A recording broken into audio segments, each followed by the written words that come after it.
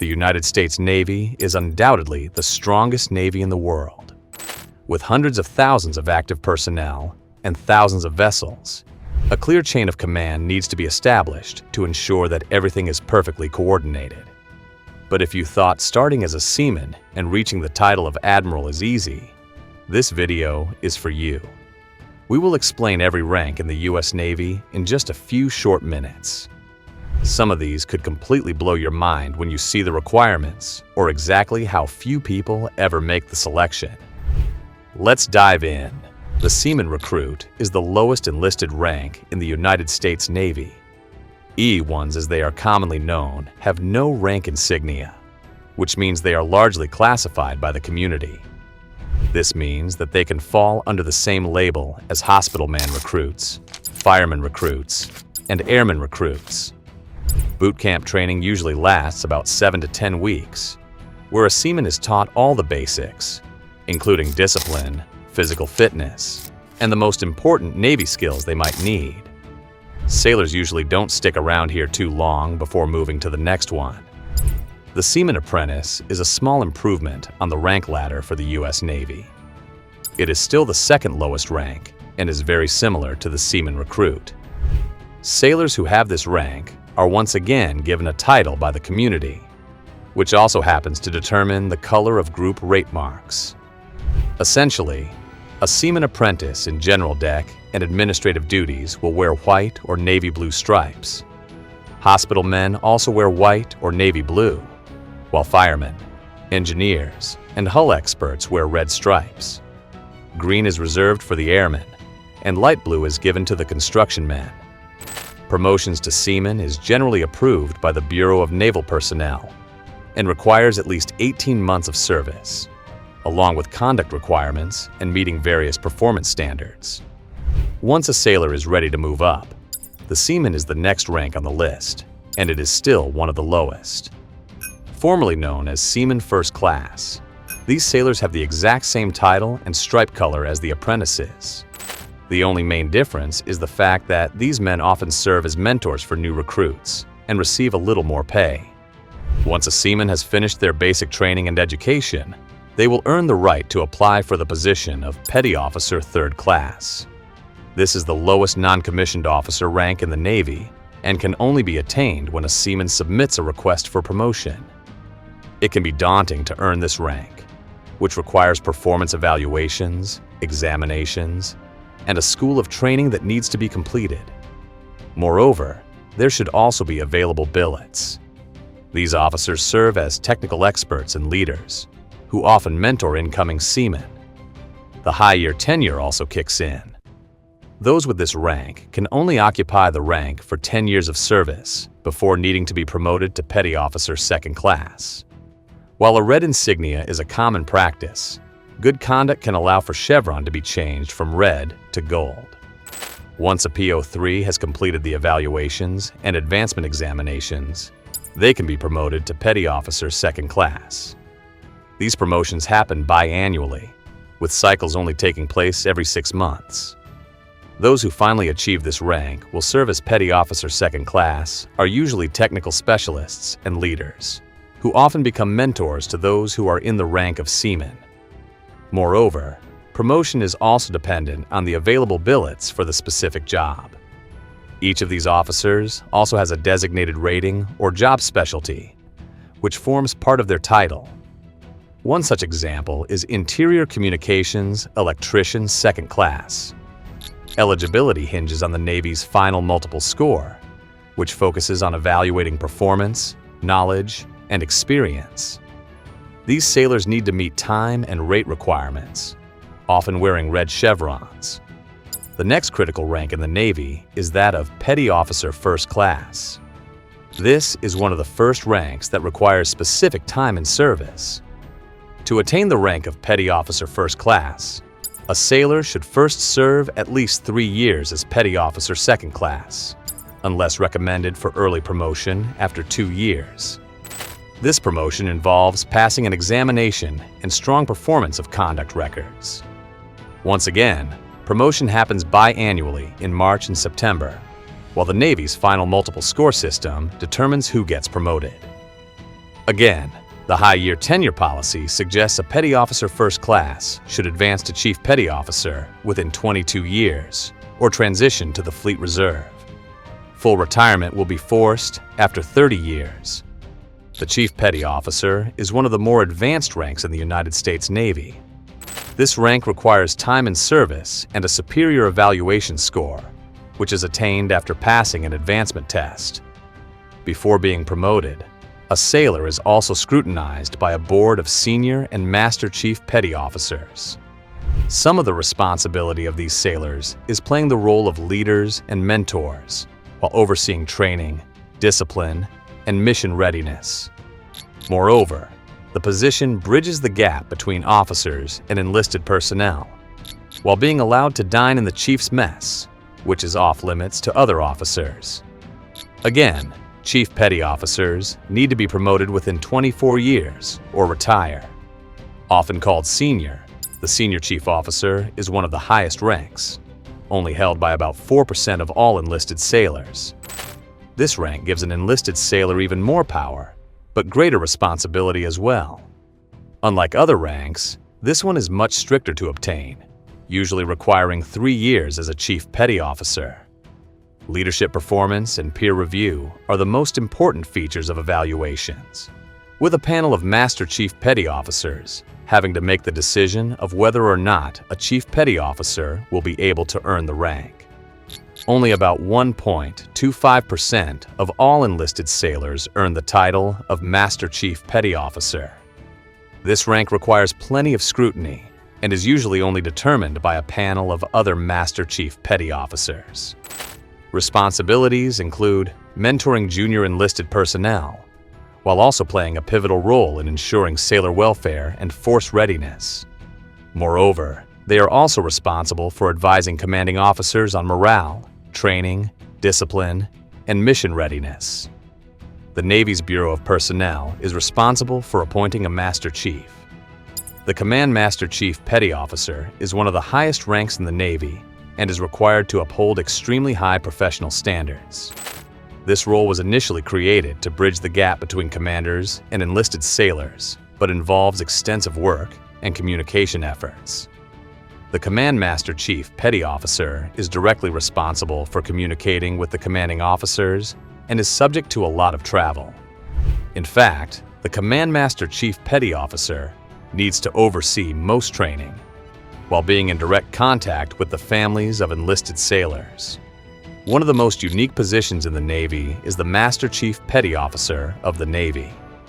This is a special pay grade, which serves as one step higher than the Master Chief Petty Officer and is appointed by the Chief of Naval Operations. They also serve as senior enlisted advisors to both the Chief of Naval Operations and the Chief of Naval Personnel. Once again, extensive travel and communications with sailors are required, especially when training is needed to ensure the overall welfare of sailors. The position of Master Chief Petty Officer of the Navy can be half of 2 years, with the option of another 2 years.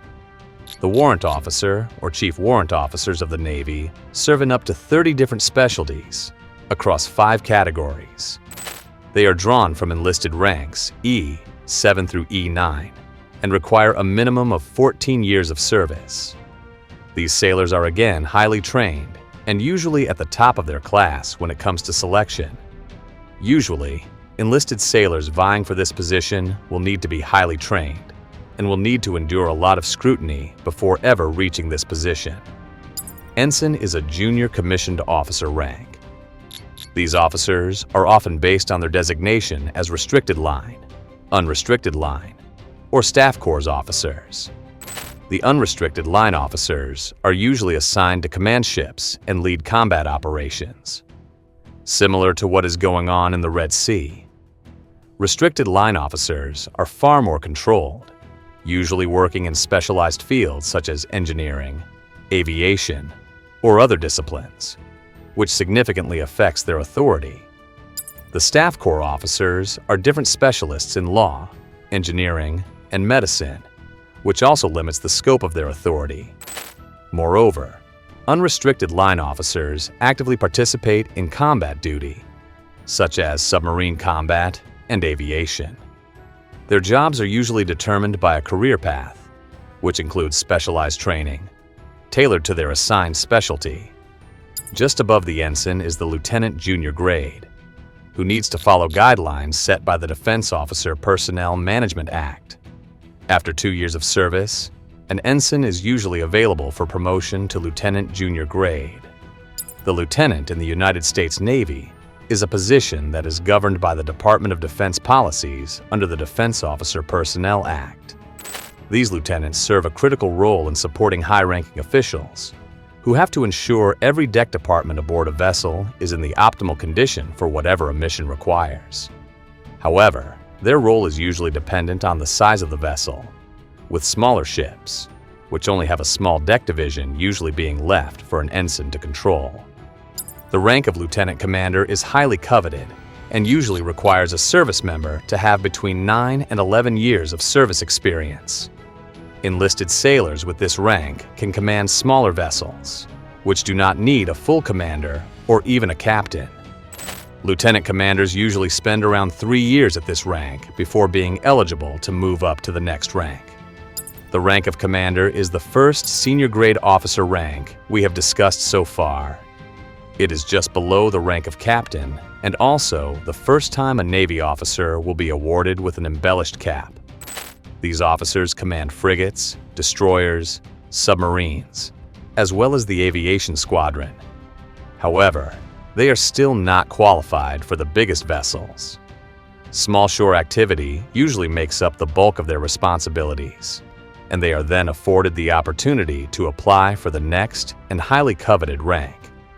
To earn the position, you will need to hope for some extra Navy budget, as the budget greatly controls the rate of promotion to this role.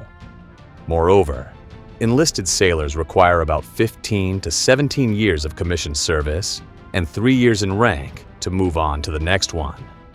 Ask any Navy officer, and they will immediately tell you the importance of the role captain. Again, this role is governed by the Department of Defense, and only about 50% of all commanders are eligible for selection. The service requirement for this role is about 21 to 23 years of commissioned service, but does open the door to lead vessels such as nuclear submarines, destroyers, frigates, and even aircraft carriers. Moreover, they can also be tasked to command a SEAL team or aviation squadron, but simply having the experience doesn't count for much. Captains need to be confirmed by the United States Senate. When it comes to stars, the United States Navy is much like the military. The Rear Admiral lower half is the first such position on this list and is considered a 1-star flag officer rank, which just pips the role of captain. Rear Admiral lower half was used to replace the title of Commodore in 1985 and is governed by the Defense Officer Personnel Act. These enlisted sailors need to prove themselves as captains and should also complete at least 3-year tours. But things get even more complicated when realizing that this rank requires the nomination of the United States President before needing to be confirmed and voted upon by the Senate. Very few men will ever achieve this, and being in the good graces of Congress does help a lot.